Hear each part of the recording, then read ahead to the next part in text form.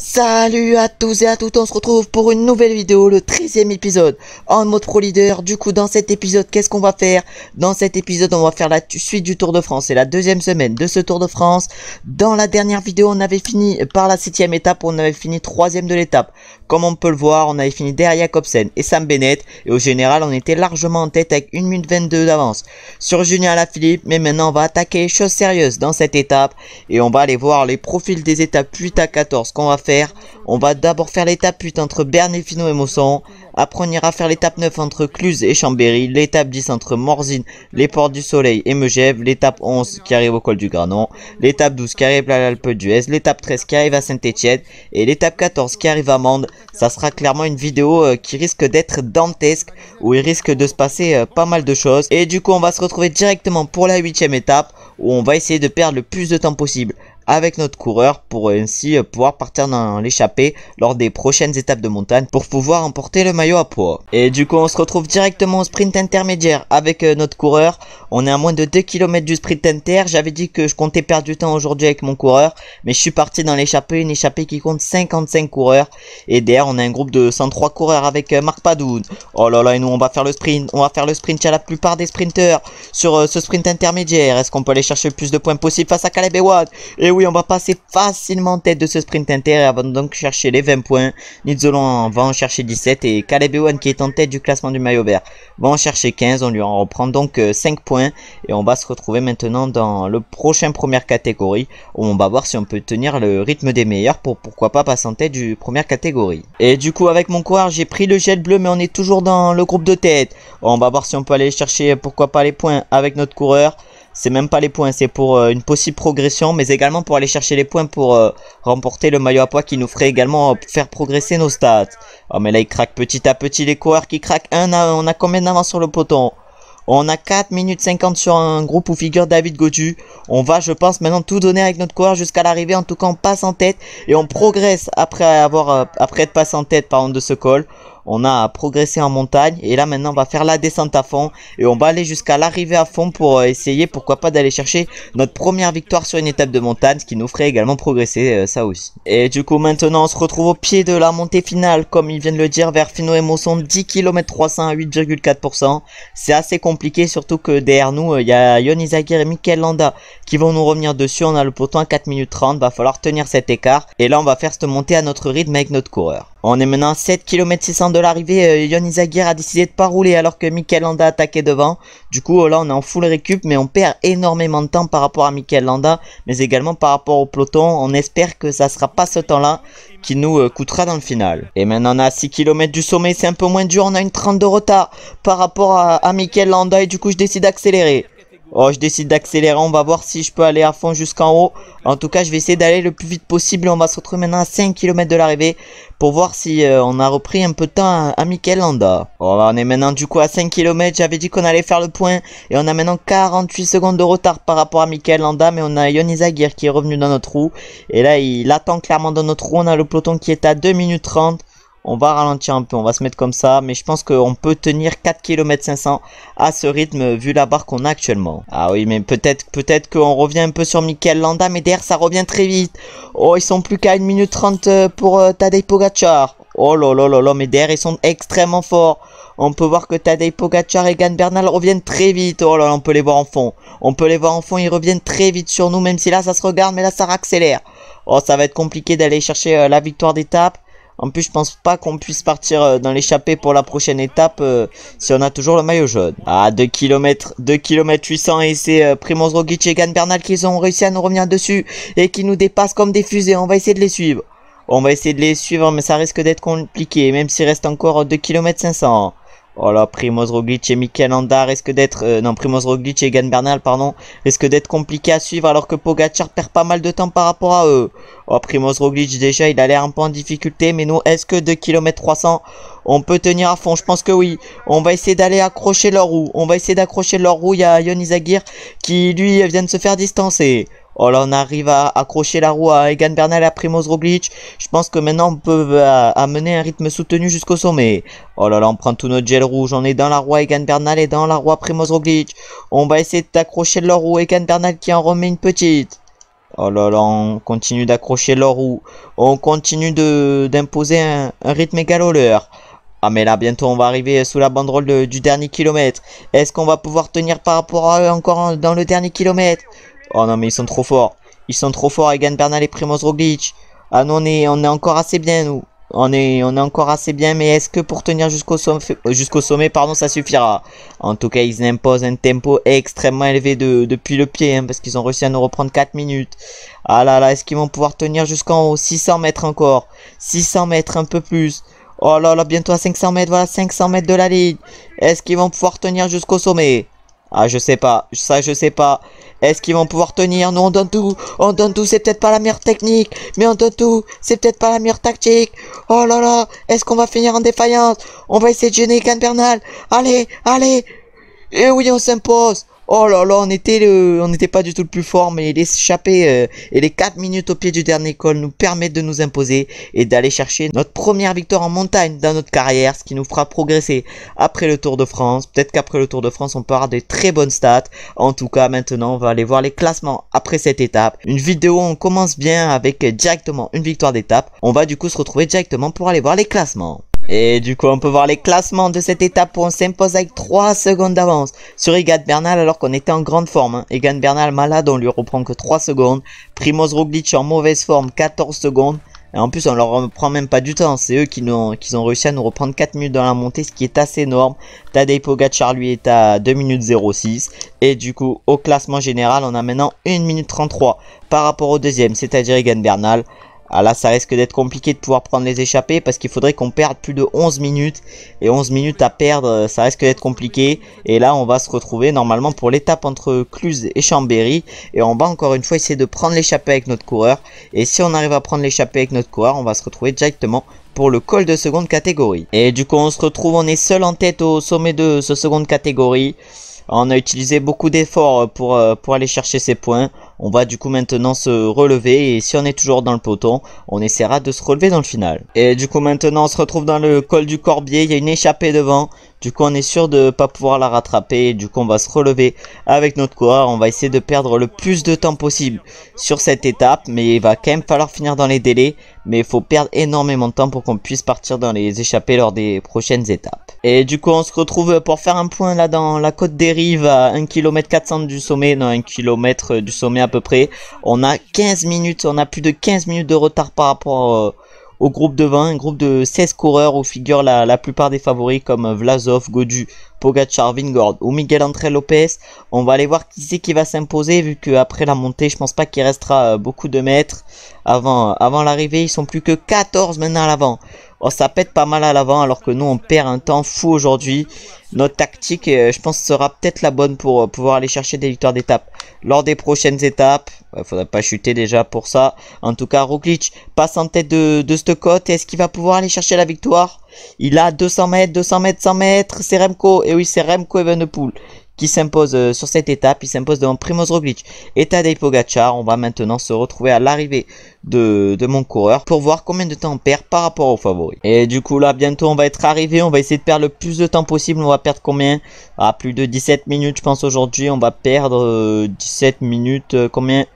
17 minutes 14 aujourd'hui perdu avec notre coureur. On va maintenant aller voir les différents classements de cette étape où c'est Remco Evenepoel qui s'est imposé. Et on va voir du coup combien on est maintenant au classement général après cette perte de temps volontaire qui devrait nous permettre de partir dans l'échappée lors des prochaines étapes. Et du coup on peut voir les différents classements après cette étape où Remco s'est imposé devant Primož Roglic et Tadej Pogačar. On peut voir le top 11 de cette étape où figure David Godu. De toute façon là c'est les plus gros favoris de ce Tour de France qui figurent dans ce top 11 à part peut-être Caruso et Yon Izagirre. Après nous on a fini du coup 124ème de cette étape à 17 minutes 14 des premiers. Et du coup au classement général on est maintenant 19ème à 15 minutes 41, ce qui devrait nous permettre de pouvoir partir dans l'échappée lors des prochaines étapes. Et du coup maintenant on va se retrouver pour la 10e étape de ce Tour de France entre Morzine, les Portes du Soleil et Megève. On va essayer de prendre l'échappée et si on arrive à prendre l'échappée, on se retrouvera sûrement au sprint intermédiaire. Et du coup on a bien réussi à prendre l'échappée sur cette étape et on se retrouve maintenant à moins de 2 km du sprint intermédiaire. On a pour l'instant 4 minutes 15 d'avance sur le peloton. une étape qui pourrait peut-être nous convenir avec notre coureur, vu que c'est une montée pas très compliquée, la montée vers Megève. En tout cas, on va d'abord essayer d'aller chercher les 20 points de ce sprint intermédiaire. On va essayer de passer en tête de ce sprint intermédiaire. Oh, déjà, on est face au meilleur sprinter. Non, on va finir maximum 3ème de ce sprint intermédiaire. Ouais, on finit 3ème du coup de ce sprint inter.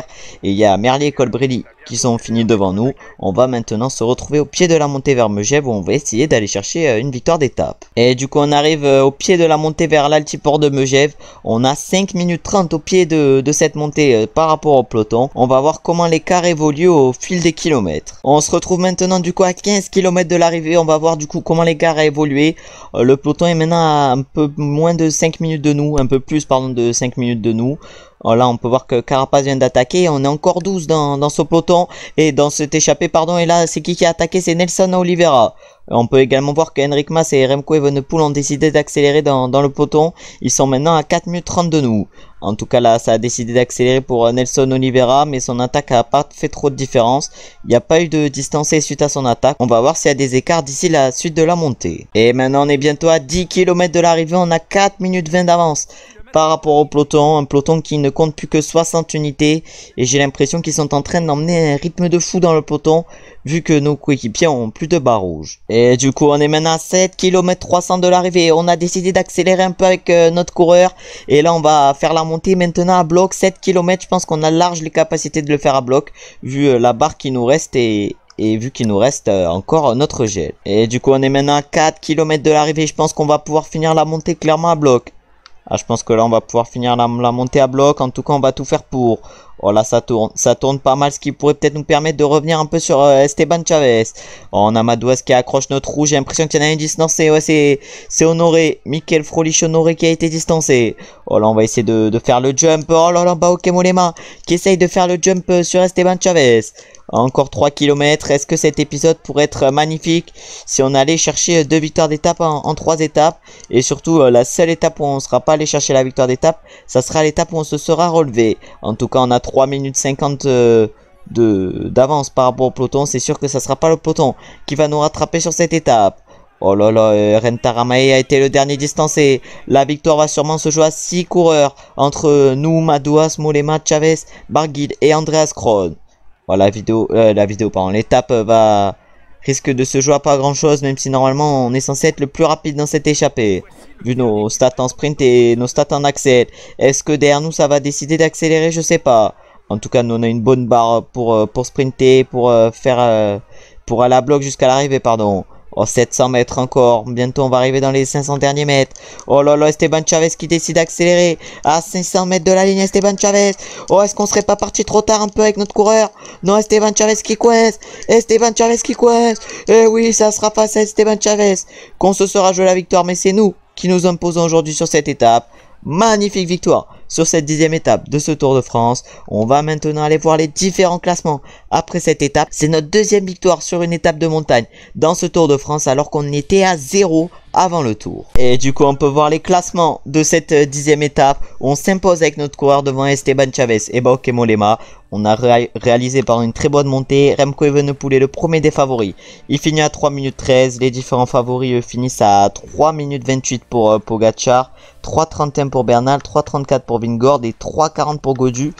Ah, les coureurs sont un peu éparpillés dans le classement pour les favoris. Ah ouais, Carapaz à 4,28, il a perdu pas mal de temps sur cette étape. Et du coup, au classement général, c'est Egan Bernal qui est en tête pour 4 secondes par rapport à Primoz Roglic et pour plus de 2 minutes par rapport à Tadej Pogacar. Le 4ème et lui à plus de 5 minutes. Nous, on est 15ème avec notre coureur à 12 minutes au classement général. On est en tête du classement du meilleur grimpeur et on est en tête du classement par points. On empoche donc 65 PPC avec cette victoire d'étape et on va maintenant se retrouver pour la 11e étape de ce Tour de France entre Albertville et le col du Granon et on va essayer encore une fois avec notre coureur de prendre l'échappée. On va se retrouver au niveau du seconde catégorie si on a réussi à prendre l'échappée. On se retrouve du coup dans le seconde catégorie avec notre coureur. On a réussi à prendre l'échappée. On a pour l'instant 2 minutes 50 d'avance par rapport au peloton. On va essayer d'aller chercher les points dans ce col de seconde catégorie avec notre coureur, les 5 points. Ça serait plutôt intéressant. De toute façon, je pense que l'échappée n'ira pas au bout sur cette étape. Du coup, on essaiera de perdre du temps dans le final avec notre coureur. Et là, du coup, on va sprinter. On va sprinter maintenant avec notre coureur pour aller chercher un maximum de points. Pour aller chercher les 5 points même. Et c'est bon. On passe en tête de ce seconde catégorie et on va maintenant se retrouver pour le sprint intermédiaire. On va essayer également de passer en tête. Et du coup maintenant on se retrouve au niveau du sprint intermédiaire avec notre coureur.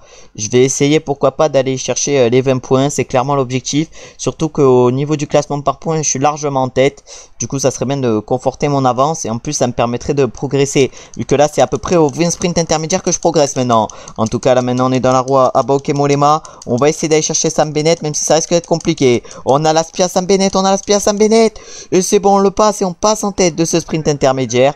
On va maintenant se retrouver au niveau du col du Télégraphe où on va essayer de passer en tête. Et du coup là maintenant on est toujours dans le col du Télégraphe mais ça accélère. On ne peut pas suivre avec notre coureur à 1 km du sommet. Et du coup maintenant on va se relever pour essayer de perdre le plus de temps possible sur cette étape pour pouvoir partir dans l'échappée sur la prochaine étape qui sera une étape de montagne. Et du coup on se retrouve au pied de la montée finale avec notre coureur le col du Granon. Ils sont plus que 29 à l'avant dans le peloton et nous pour l'instant on est à 12 minutes 55 avec notre coureur. Nous on va essayer de perdre le plus de temps possible comme j'ai dit plusieurs fois depuis le début de l'étape pour pouvoir prendre les échappées lors des prochaines étapes. Et devant là on va pouvoir voir qui c'est qui va s'imposer. C'est Primoz Roglic qui s'impose sur cette étape et qui va sûrement prendre le maillot jaune. Il s'impose du coup devant Egan Bernal et Tadej Pogacar. On a une belle 4ème place de Gaudu et une belle 5ème place de Ben O'Connor. Et nous par contre aujourd'hui avec notre coureur on va finir à plus de 26 minutes de l'homme de tête, c'est à dire que là on pourra prendre je pense les échappées faciles jusqu'à la fin du Tour de France. On n'aura plus besoin de perdre de temps vu qu'on peut pas perdre je pense plus de 26 minutes 30 aujourd'hui en arrivant à la 73e position.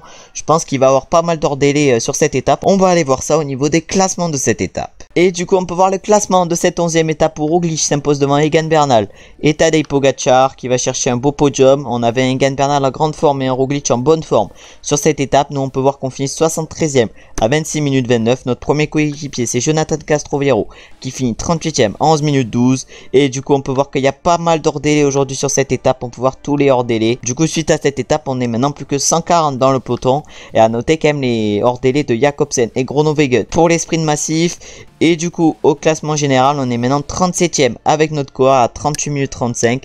Ce qui devrait nous permettre du coup de prendre les échappées maintenant sur ce Tour de France. Et on va se retrouver maintenant pour la 12e étape entre Grenoble et l'Alpe d'Huez où on va essayer de prendre l'échappée. Et on va se retrouver directement au sprint intermédiaire sur cette étape. Et du coup on se retrouve maintenant au niveau du sprint intermédiaire comme je vous l'avais dit avec mon coureur. On va essayer d'aller chercher les 20 points de ce sprint intermédiaire.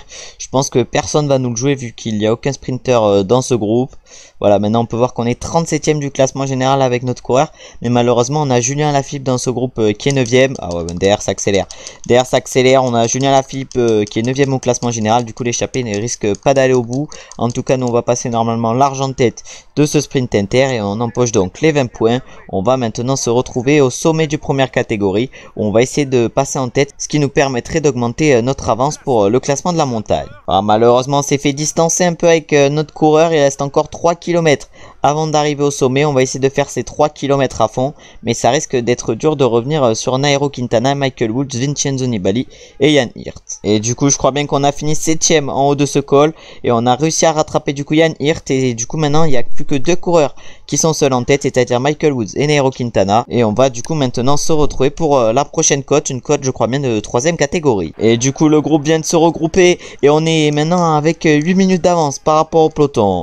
Voilà, ça a décidé d'accélérer dans cette code de 3e catégorie. Normalement, on devrait être censé être le plus fort. On devrait être censé, c'est pas trop français. Mais on est censé être le plus fort dans ces montées. Du coup, on va essayer d'aller chercher les points. Je pense que normalement, on devrait passer en tête.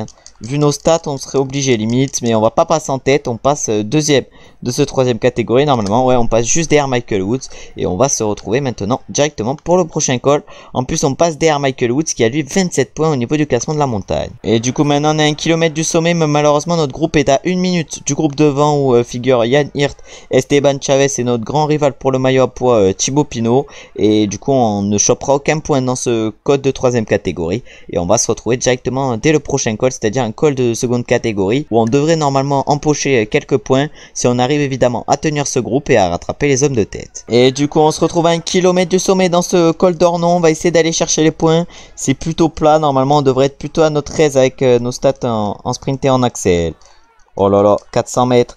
400 mètres, je vais essayer de lancer à 400 mètres. Oh, je lance, est-ce que je peux aller chercher les points? Oui, on passe en tête juste devant Julien Alaphilippe. Et on va se retrouver maintenant au pied du dernier col ou de l'avant-dernier col du jour.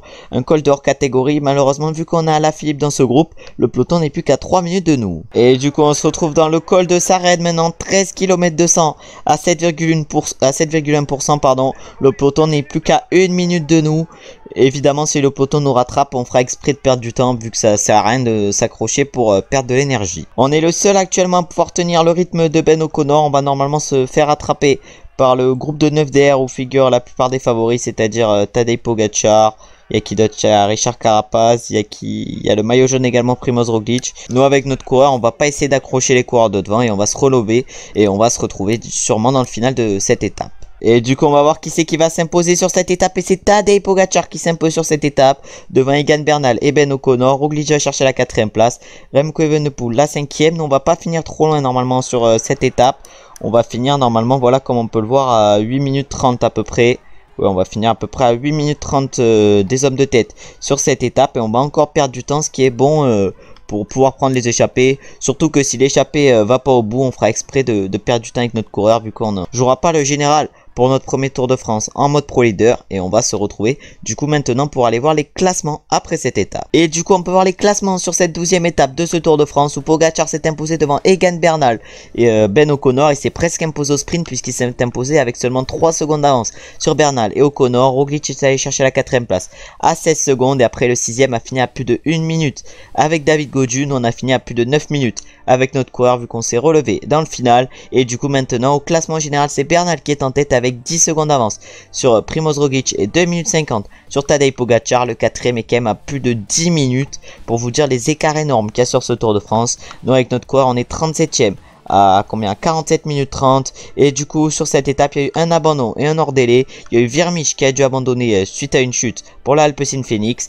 Et on a Arnaud Démare qui a fini hors délai sur cette étape. Coup dur pour lui. C'est un nouveau sprinter de perdu, ce qui est bénéfique pour nous en vue des sprints massifs. Et on va se retrouver maintenant pour la 13e étape de ce Tour de France qui sera justement un sprint massif et on va se retrouver directement pour le sprint intermédiaire sur cette étape. Et du coup, on se retrouve avec notre coureur au sprint intermédiaire. On n'a que 6 points à jouer, mais on va les jouer les 6 points.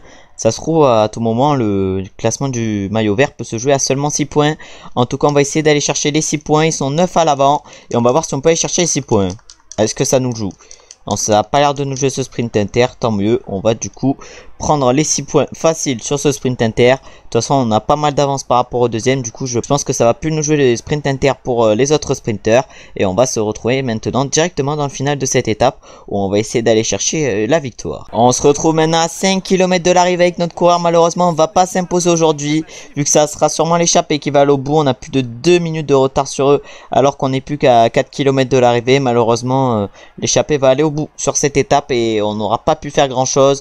Et du coup, on va essayer de réaliser le meilleur résultat possible sur cette étape, même si je pense que ça risque dur quand même de réaliser une belle performance, c'est-à-dire un top 10. Faudrait quand même finir dans les 3 premiers du peloton. Avec la chance que j'ai, normalement je finis à chaque fois premier du peloton quand c'est un sprint, pas pour la victoire.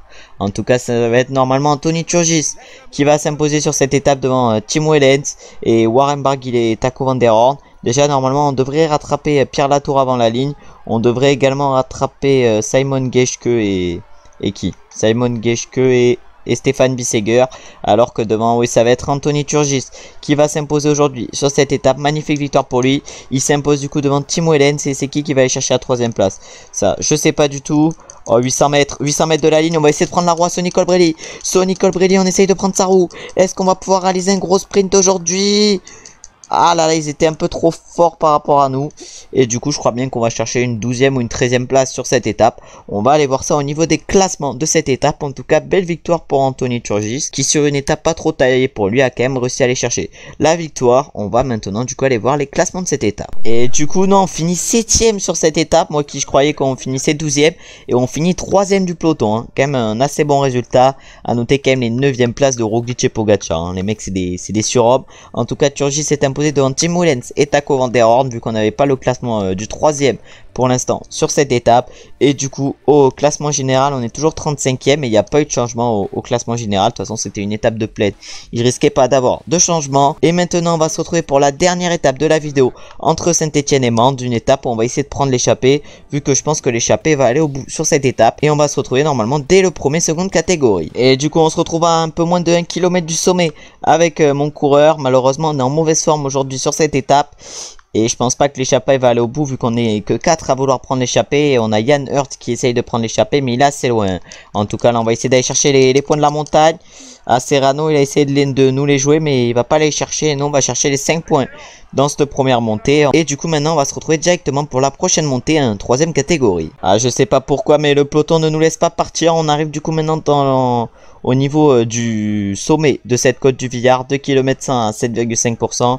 Je dis du sommet de cette côte alors qu'elle est assez courte. Du coup on est déjà rentré dans la montée, qu'on est déjà ressorti. En tout cas les deux derrière nous ont été distancés. Non, il y a juste Serrano qui a été distancé. Du coup les points vont se jouer face à Matej Moric, et Matej Moric ont réussi à le distancer également. Bon, on a utilisé beaucoup de force dans la bataille pour prendre beaucoup d'avance par rapport au peloton. Du coup on n'a plus trop d'énergie et on va se retrouver maintenant directement pour le sprint intermédiaire. Et du coup c'est bon, maintenant on arrive au niveau du sprint intermédiaire avec notre coureur. On va essayer d'aller chercher les points au niveau de ce sprint intermédiaire. Pour l'instant l'échappée a réussi à partir, on a plus de 3 minutes 20 d'avance par rapport au peloton. Et là maintenant ça va être le sprint inter. Oh ça va être le sprint inter, on va jouer face à Bax. Ah j'ai peut-être lancé d'un peu trop tôt. Sur ce sprint inter, mais normalement on devrait passer en tête. C'est bon, on arrive à passer en tête. On passe en tête devant Bissegger et Alaphilippe. Déjà je pense que le maillot vert est déjà remporté. À moins qu'on chute et qu'on abandonne, on devrait le conserver jusqu'à la fin. Et on va se retrouver maintenant au sommet du troisième catégorie. Et du coup on arrive maintenant au sommet de ce troisième catégorie. Alors que Julien Alaphilippe a mis une belle accélération, on n'arrive pas trop à le suivre. Oh là là, Julien Alaphilippe qui est quand même très très fort. Hein. Ah, Julien Alaphilippe, on voit qu'il a une très belle note en axel, il a une très belle note en vallon parce que c'est très compliqué de le suivre. En tout cas, il devrait normalement passer en tête de ce troisième catégorie et nous, on réussit quand même à aller chercher un point avec notre coureur. On va maintenant se retrouver encore une fois pour la prochaine côte, une côte de troisième catégorie. On est à 1 km de sommet de cette côte de troisième catégorie. On vient de se faire rattraper par le peloton qui est emmené par les Ineos Grenadiers. C'est Julien Alaphilippe et Matej Moric qui ont réussi à partir à deux ensemble. Sur cette étape, vu que c'est la dernière de la vidéo, on va pas se relever, on va essayer d'aller chercher la victoire. On va pas finir quand même sur mon coureur qui se relève, hein, ça sera aberrant. Et du coup on se retrouve à 6 km de l'arrivée dans la ville de Mende. On va bientôt attaquer la côte de la Croix-Neuve ou nommer également la montée Jalabert. On a pour l'instant que Julien Alaphilippe qui est seul en tête.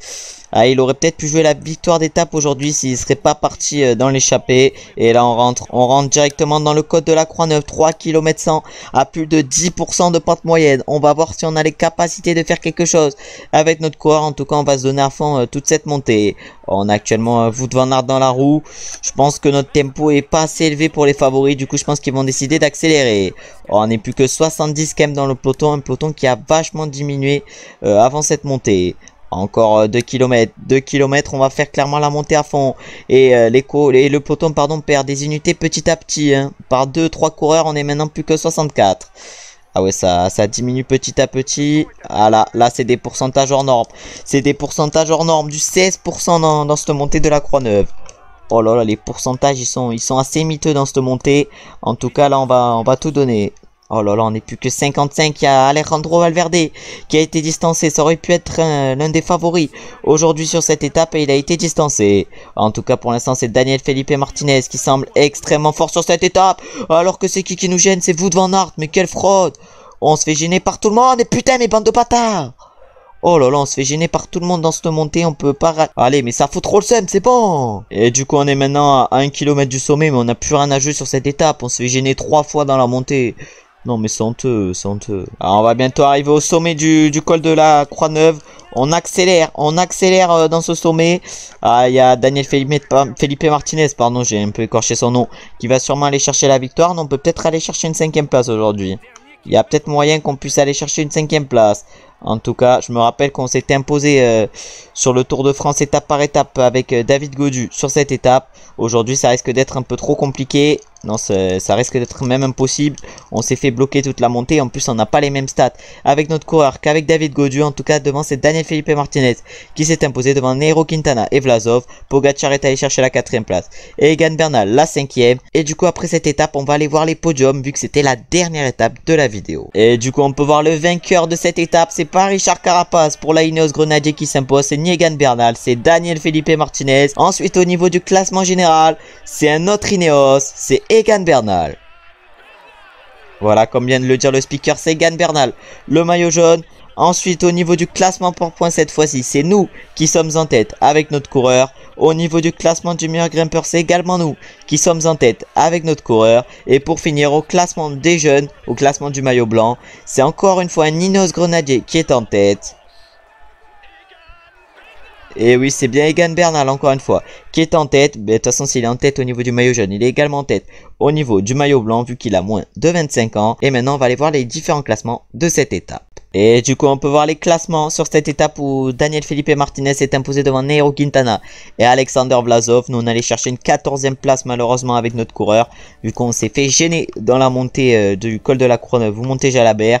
Et malheureusement, qu'un abandon sur cette étape. Et c'est notre coéquipier Joseph Cerny qui a dû abandonner, malheureusement. Et du coup, maintenant, on est plus que 136 dans le peloton. Et on a notre coéquipier Brian Cocard qui est 134ème. On espère qu'il finira pas hors délai dans la prochaine vidéo. Et du coup, on peut voir le classement général sur ce Tour de France, où c'est Bernal qui est en tête devant Primož Roglic et Tadej Pogacar. Tadej Pogacar qui est quand même situé un peu plus loin de Bernal et de Roglic, même si je pense qu'il a une carte à jouer d'ici la fin de ce Tour de France. Et après, pour le podium, c'est clairement cuit pour ceux qui sont derrière, à moins d'un abandon des 3 hommes de devant, vu que Gaudu est à plus de 10 minutes. Nous, au classement général, on est 33ème à 47 minutes avec notre coureur. Au niveau du classement du meilleur grimpeur, on est en tête avec 15 points d'avance sur Primož Roglic. Au niveau du classement par points, on est en tête et on devrait normalement le remporter vu toute l'avance qu'on a par rapport à Primož Roglic, vu que tous les principaux sprinteurs du peloton ont fini hors délai dans cette vidéo. Ensuite, au niveau du classement des jeunes, c'est Bernal qui est en tête devant Tadej Pogacar et après c'est extrêmement loin. On est quand même 6ème avec notre coureur à 47 minutes 30. Au classement par équipe, c'est la Jumbo-Visma qui est en tête. Nous on est 14ème avec notre équipe à 2h16 minutes. Et au niveau du classement de la combativité, c'est Dries Van Gestel qui est en tête. Et donc on est 3ème avec notre coureur avec 661 km. En tout cas, merci d'avoir regardé la vidéo. On aura quand même réussi à remporter 2 étapes de montagne, ce qui est clairement une scène. Si vous avez aimé la vidéo, likez, commentez, abonnez-vous, mais également partagez. Ça me fait plaisir et c'est bien pour le référencement. On se retrouve du coup lundi prochain pour la suite de ce mode Pro Leader. On ira finir le Tour de France. On espère remporter le classement du meilleur grimpeur, le classement du maillot vert et le classement de la combativité avec notre coureur. On verra qui c'est qui remporte le classement général. Ciao, ciao, ciao.